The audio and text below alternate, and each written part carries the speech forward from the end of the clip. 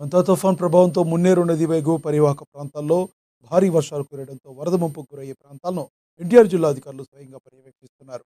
ప్రజల భద్రతను దృష్టిలో ఉంచుకుని పోలీస్ కమిషనర్ శ్రీ రాజశేఖర్ బాబు, కలెక్టర్ లక్ష్మీశ మున్నేరు పరిసర ప్రాంతాల్లో క్షేత్రస్థాయిలో పర్యటించి పరిస్థితిని సమీక్షిస్తున్నారు. డ్రోన్ల ద్వారా మున్నేరు వాగు పరిసర ప్రాంతాలను పర్యవేక్షిస్తూ వరద నీటి స్థాయిని నిరంతరం పరిశీలించారు.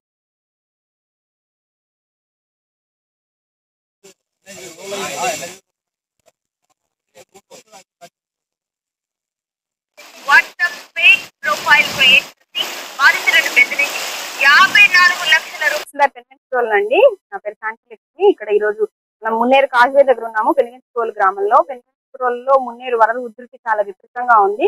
దాదాపు 17 అడుగుల దాకా పెరిగింది. రాత్రి 11 అడుగుల నుండి అందరము రాత్రంతా కూడా చాలా అప్రమత్తతో ఉన్నాము. ప్రజలందరినీ కూడా జాగరూకతతో ఉంచాము. ఇప్పుడు మున్నేరు ఉధృతి పెరిగింది కాబట్టి కాజ్వే మీద మనము రాకపోకలు నిలిపివేశాము. ప్రజలందరూ కూడా బాగా సహకరించారు. ఈ ఉధృతి తగ్గేదాకా ప్రజలందరికీ కూడా జాగ్రత్తగా ఉండమని మళ్ళీ ఒకసారి మీడియా ముఖంగా కోరుతున్నాను. అలాగే మనకి ఇక్కడ లోతట్టు ప్రాంతాల్లో ఉన్న ప్రజల్ని కూడా మనం మెరక ప్రాంతాలకు తరలించాము. కొంతమందికి బోస్పేట్ లో వాళ్ళకి మనము సత్రాలలో రీహాబిలిటేషన్ సెంటర్ కూడా ఏర్పాటు చేశాము. దయచేసి ఈ అవకాశాన్ని అందరూ వినియోగించుకొని మీరు సురక్షితంగా ఉండాలని చెప్పి మరొకసారి కోరుకుంటున్నాను. ప్రభుత్వ